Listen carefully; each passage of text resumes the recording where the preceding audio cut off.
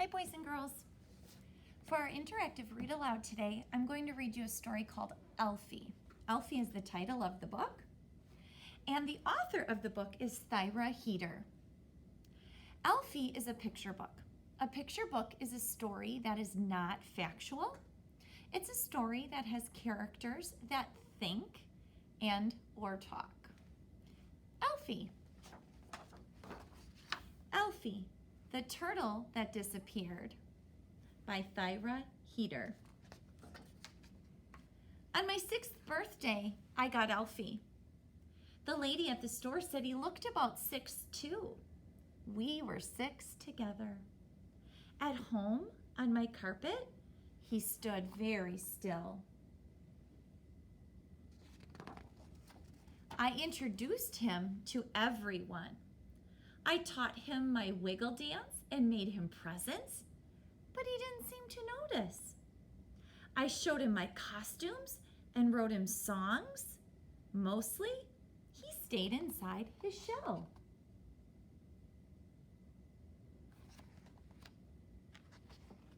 Every day, I told him stories, like how Dasha got new overalls, and how Ruth lost a tooth, and how Peter from downstairs got a fish.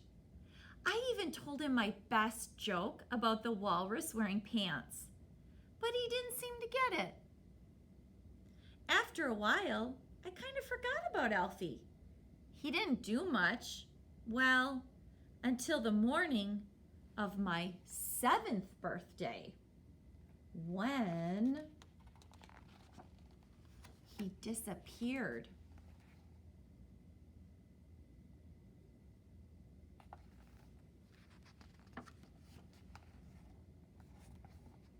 Okay, here's the little girl, and here's Alfie. When I first saw Nia, I knew she was special.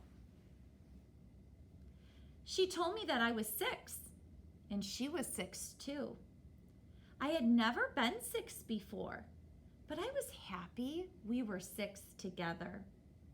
Her home tickled my toes, but she smelled nice, so I was calm.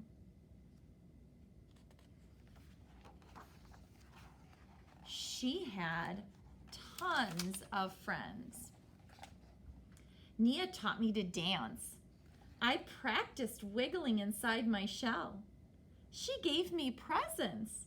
I had never been given presents before.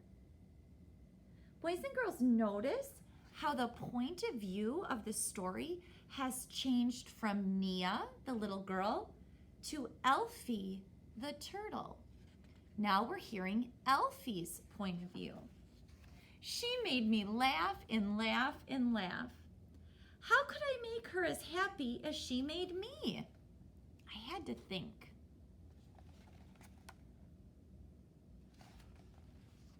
And think and think. Nia was planning her 7th birthday. She told me we were going to be 7 together. I had to find her a present.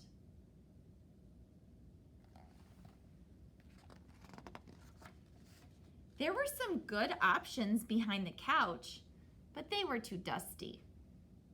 I looked in all the corners, shadows, and cracks, and found some great places, but no great presents. I asked Toby, and he said, "You should try outside. Outside is the best. Outside is the best. Get her a stick."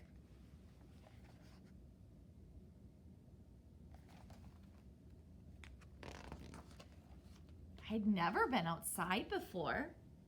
I climbed past stinky things and sweet things, but nothing as fun as Nia. I had to keep looking.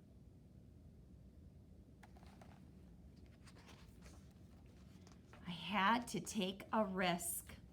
See him right there? I crunched through the reds and oranges and yellows, but the longer I looked for a special one, the browner they got. See him in the leaves? I found a nice blue cap, but it was too small for Nia's head. There was nothing in the desert. Look where he thinks the desert is. In the sandbox. My toes were cold and my heart was sad. I would never find a present as special as my friend. The snail said all I needed was a good rest. He knew the perfect place for me to take a nap, just over those stones, he said.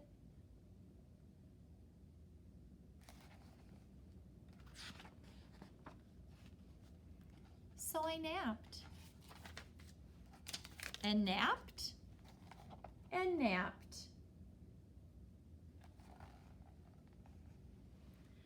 Notice on these pages, the illustrator shows us how time has passed from season to season. Look at here. It's winter, the cold months. And over here, we can see they're planting seeds, and it's spring now. The author is showing us how time has passed by the changing of the seasons. When I woke up, I felt better. I asked the fish for help, and she showed me the things that had fallen to the bottom. And then I saw it. It was perfect. It looked just like something Nia would love.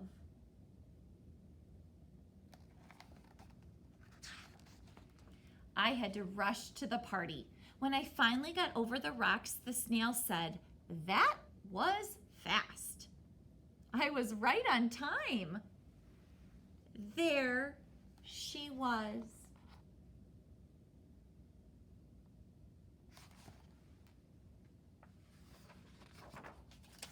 I could tell Nia was surprised and happy. I had brought her the perfect present. Now we were 7 together. Let's look at the cake, the piece of cake. There are 1, 2, 3, 4, 5, 6, 7, 8 candles. Think about how long Alfie had been gone finding Nia the perfect present. He left on her 7th birthday.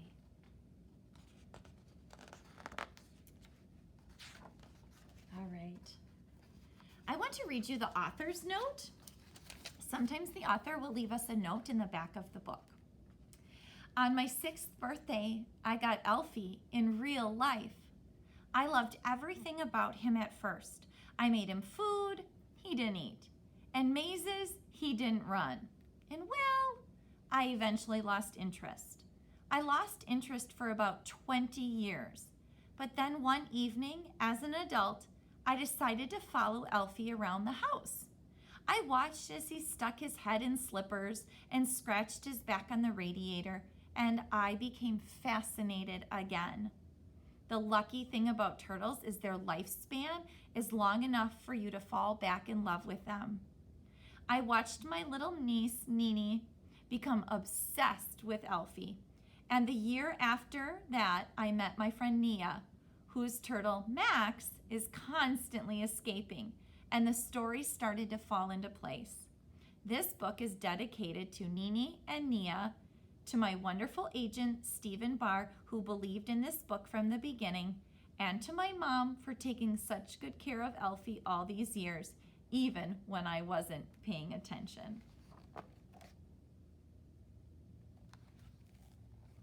And that's the end of the story, Alfie. What are you thinking about this book?